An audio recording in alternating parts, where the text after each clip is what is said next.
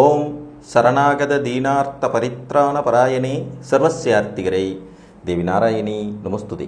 வணக்கம் நேர்களே, இது மகாலட்சுமி ஜோதிடம் வழங்கும் காலச்சக்கரம். உங்கள் அன்பு ஜோதிடர் ஸ்ரீராம்ஜி பேசுகிறேன். அனைவரும் நலமுடன் இருக்கிறீர்களா? நன்றாகத்தான் இருப்பீர்கள், நன்றாக இருக்க வேண்டும். இன்றைய காணொளியில் நாம் காண இருப்பது 6ம் 10ம் அஷ்டலக்ஷ்மி யோகமும். இதான் தலைப்புக்குள்ளே போகிறதுக்கு முன்னாடி நம்மளுடைய ஆன்லைன் வகுப்புகள் வரும் ஜூன் 22ஆம் தேதி 2025 ஞாயிற்றுக்கிழமையிலிருந்து தொடங்க இருக்கிறது. இது ஒரு உயர்நிலை ஜோதிட புரிதல். இது நம்மளுடைய 9th பேட்ச். விருப்பமுள்ளவர்கள் கீழ்கண்ட வாட்ஸ்அப் எண்ணில் தொடர்பு கொள்ளுங்கள்.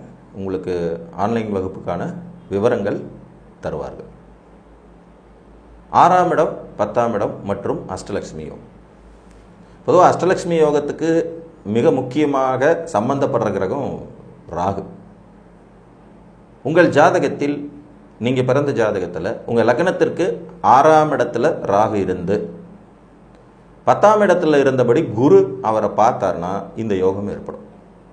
இப்போ உதாரணமாக நீங்கள் மேச லக்னத்தில் பிறந்திருக்கீங்கன்னா கன்னியில் ராகு, மகரத்தில் குரு.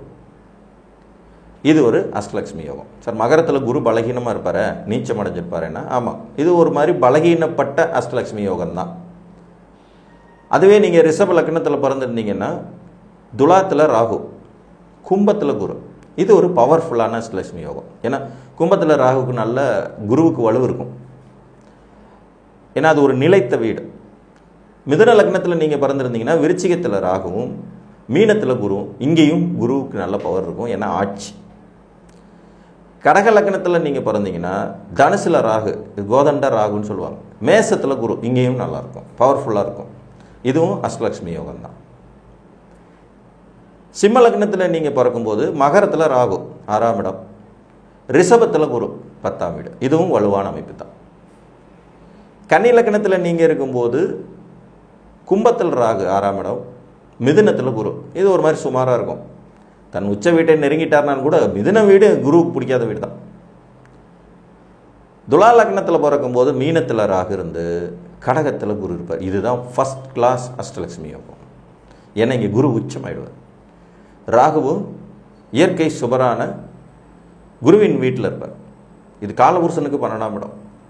அந்நிய தேசம் போய் கடல் கடந்து மிகப்பெரிய வெற்றிகள், முன்னேற்றங்கள், அந்த மாதிரியான அமைப்பு, வெளிநாட்டு தொடர்புடைய தொழிலதிபர் ஆகிறதுங்கிற மாதிரியான அமைப்பெல்லாம் ரொம்ப அற்புதமாக இருக்கும். விருச்சிக லக்னத்தில் பிறக்கும்போது மேசத்தில் ராகு, சிம்மத்தில் குரு. இதுவும் ஒரு பர்ஃபெக்டான அமைப்பு தான். தனுர் லக்னத்தில் பிறக்கும்போது ரிஷபத்தில் ராகு இருப்பார், கன்னியில் குரு இருப்பார். இது ஒரு மாதிரி சுமாரான அமைப்பு. ஏன்னா கன்னியில் குரு வந்து பகை. அப்போ ஆட்டோமேட்டிக்காக இவர் இங்கேருந்து ரொம்ப பெரிய நன்மைகள் கொடுத்துடுவார்னு சொல்லிட முடியாது. மகரத்தில் நீங்கள் மகர லக்னத்தில் பிறக்கும்போது மிதுனத்தில் ராகு, புதனோட வீட்டில், துலாத்தில் குரு. இதுவும் ஓரளவுக்கு பரவாயில்லை, நல்ல அமைப்பு அப்படின்னு சொல்லிடலாம். கும்பலக்கணத்தில் நீங்கள் பறக்கும்போது கடகத்தில் ராகு, விருச்சிகத்தில் குரு இருந்தால் அஷ்டலக்ஷ்மி யோகம். மீன லக்னத்தில் நீங்கள் பறக்கும்போது சிம்மத்தில் ராகு, இது ஒரு கடும் பகை வீடு. தனுசில் குரு, ஆட்சி வீடு. லக்னாதிபதி வலுத்து குருவை பார்க்குறாருங்கிற வகையில் இதுவும் ஓகே தான். ஸோ அஷ்டலக்ஷ்மி யோகம் இந்த மாதிரி லக்ன அடிப்படையில் ஏற்படும். இன்னொரு முறையிலையும் அஷ்டலக்ஷ்மி யோகம் ஏற்படும். இதில் வந்து 6, 10ஆம் இடம் வந்து லக்ன அடிப்படையில் சம்மந்தப்படணும். சந்திர லக்ன அடிப்படையிலையும் இது வரும். உங்கள் ஜென்ம ராசிக்கு 6ஆம் இடத்துல குரு இருக்கிறது. உங்கள் ராசிக்கு 6ஆம் இடத்துல குரு இருந்து உங்கள் ராசிக்கு 6ஆம் இடத்துல ராகு இருக்கணும். அந்த ராசிக்கு கேந்திரத்தில் குரு இருக்கணும். இதில் ஆட்சி உச்சம் பெற்ற குருவாக இருந்தார்னா ரொம்ப ரொம்ப ரொம்ப சிறப்பு. திக்பலம் பெற்று இருந்தாலும் வெகு சிறப்பு. இதுக்கு ஒரு உதாரணம் பார்த்துக்கலாம். இப்போ நீங்கள் சிம்ம லக்னம்னு வச்சுக்குவோம். சிம்ம லக்னம் ரிஷபராசி, சிம்ம லக்னம் ரிஷபராசி. இப்போ உங்கள் ராசிக்கு 6ஆம் இடம் அப்படிங்கிறது துலாம் லக்னப்படி இது 3ஆவது வீடு. இங்கே வந்து ராகு இருக்கார். ராசிக்கு 6ஆம் இடத்துல ராகு வந்துடுறார். பட் குரு வந்து சந்திர கேந்திரத்தில் சிம்மத்தில் அதிநட்பு பெற்று நிலைத்த வீட்டில் கேந்திர வலுவோடு இருக்கார். இதுவும் அஷ்டலக்ஷ்மி யோகம் தான். இது 2ஆம் நிலை அஷ்டலக்ஷ்மி யோகம். முதல்ல லக்ன ரீதியாக ஏற்படுறது முதல் நிலை அஷ்டலக்ஷ்மி யோகம். இதில் 6ஆம் இடத்துல ராகு, 10ஆம் இடத்துல குரு இருக்கணும். இது பேசிக் ரூல்ஸ். 2வது நிலையில் வரக்கூடியது ராசி அடிப்படையில் வரும். ராசிக்கு 6ஆம் இடத்துல ராகு இருக்கிறது. குரு வந்து சந்திரனுக்கு கேந்திரத்தில் இருக்கிறது. இன்னொரு உதாரணம் பார்க்கலாம்.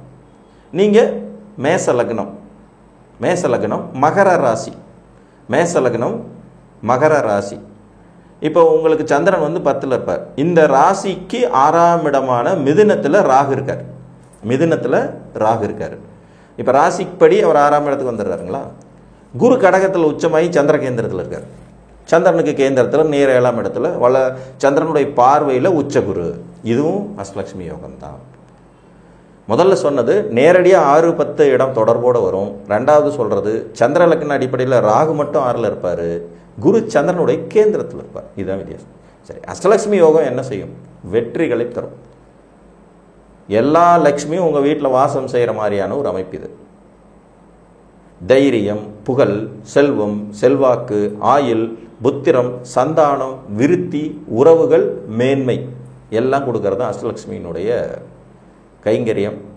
இந்த யோகம் ஜாதகத்தில் இருந்த நல்ல தசாபுத்திகளும் லைஃப்பில் நடப்பில் இருக்கும்போது, ப்ளஸ் லக்னாதிபதி நல்ல நிலைமையில் இருக்கும்போதும் ஜாதகர் ஒரு அசைக்க முடியாத வெற்றியாளராக இருப்பார். சில ஜாதகங்கள்லாம் மேம்போக்காக பார்த்திங்கன்னா ஒன்றுமே இருக்காது. பெருசாக இந்த ஜாதகம் எப்படி இவ்வளோ பெரிய சக்ஸஸ் ஆகுது, இவ்வளோ பெரிய வெற்றிக்கு இந்த ஜாதகத்தில் எந்த ஒரு அறிகுறிகளுமே இல்லையே, எப்படி இருக்காங்கன்னு போது தான் இந்த மாதிரி மறைமுகமான கிரகங்கள் தரக்கூடிய யோகங்கள் அதுக்குள்ளே ஒழிஞ்சிட்ருக்கும். விடை கிடைக்காத கேள்விகளுக்கு சொந்தமாக இருக்கக்கூடிய ஜாதகங்களுக்கு இந்த மாதிரியான யோகங்கள் அதற்கான விடைகளை தரும். ஸோ அஷ்டலட்சுமி யோகங்கிறது ஒரு சிறப்பான யோகம். இதில் வந்து பார்த்திங்கன்னா அந்த தொழில் ஜீவனஸ்தானமும் ப்ளஸ் ராகுவும் சம்மந்தப்படுறாங்க. 6ஆம் இடம் சம்மந்தப்படுது. பொதுவாக ராசிக்கோ லக்னத்துக்கோ 6ல் ராகு இருக்காருன்னா அது ஒரு வெற்றிகரமான அமைப்புங்க, வெற்றியை குறிக்கக்கூடிய அமைப்பு. நார்மலாகவே 6, 12ஆம் அச்சுகள் ராகு கேதுகளுக்கு சிறப்பு. எதிரிகளை வெற்றி கொள்வார் அப்படின்னு சொல்லிடலாம். கடனை வெற்றி கொள்வார், நோயை வெற்றி கொள்வார், எதிரியை வெற்றி கொள்வார், இதெல்லாம் சிறப்பு. சத்ருஸ்தானத்தை ராகு ஒன்று இல்லைன்னு பண்ணிவிடுவார் அங்கே உட்காந்து. ஆனால் அதே நேரத்தில் வீடு கொடுத்தவன் வழுக்கக்கூடாது. 6ஆம் இடத்துல ராகு லக்னத்துக்கோ ராசிக்கோ இருந்து வீடு கொடுத்தவன் உச்சமானார்னா சிக்கலாயிடும். ஏன்னா அந்த 6ஆம் இடமும் பவர்ஃபுல்லாக இருக்கும். உங்களுக்கு ஈக்குவலாக எதிரியும் இருப்பான்னு அர்த்தமாயிடும். அப்போ நோயோடையே போராடிக்கிட்டு இருக்கிறது, கடனோடையே போராடிக்கிட்டு இருக்கிறது, எதிரியோடையே போராடிக்கிட்டு இருக்கிறதுங்கிற மாதிரியான அமைப்பாக போயிடும். நார்மலாகவே 6ஆம் வீடு 8ஆம் வீட்டு அதிபதிகள் ரொம்ப பவர்ஃபுல்லாக இருக்கக்கூடாது லக்னாதிபதியை விட. அந்த மாதிரி அமைப்பு இருந்ததுனால ஜாதகம் வந்து ஒரே ஜிக்ஜாக் லைஃப் தான். மேலே போனால் கீழே வந்துடுவாங்க, கீழே வந்தால் மேலே போவாங்கன்னு வாழ்க்கையில் ஒரு நிலையற்ற தன்மை வந்துடும். பட் இந்த அஷ்டலட்சுமி யோகம்ங்கிறது 6ஆம் இடத்துல லக்னத்திற்கோ ராசிக்கோ ராகு இருக்கும்போதே உங்களுக்கு கிடைக்கும். இதில் குருவும் சம்மந்தப்படணும். குரு ஒரு தனக்காரகன், காலபுருஷனுடைய பாக்கியாதிபதி அவர் தான். அப்போ குரு வழுக்கும்போது இது 10ஆம் வீட்டில் அவர் இருந்து ராகுவை பார்க்கும்போது லக்ன ரீதியாகவும், சந்திர கேந்திரத்தில் இருந்து அவர் வலுப்பெறும்போது ராசி ரீதியாகவும் உங்களுக்கு கிடைக்கப்பெறும் ஒரு யோகம். இந்த யோகம் அசாதாரணமான வளர்ச்சியை கொடுக்கக்கூடியது. முன்னேற்றம் முன்னேற்றம் மேலும் முன்னேற்றம் அடுத்த கட்டம்னு நகர்ந்துக்கிட்டே போக வைக்கக்கூடியது. இந்த அமைப்பு உங்கள் ஜாதகத்தில் இருக்கிறதா என்பதை பார்த்து அறிந்து கொள்ளுங்கள் என்று கூறி மீண்டும் ஒரு காணொளியில் உங்களை வந்து சந்திக்கும் வரை உங்களிடமிருந்து அன்புடன் விடைபெற்றுக் கொள்வது உங்கள் அன்பு ஜோதிடர் ஸ்ரீராம்ஜி. நன்றி, வணக்கம்.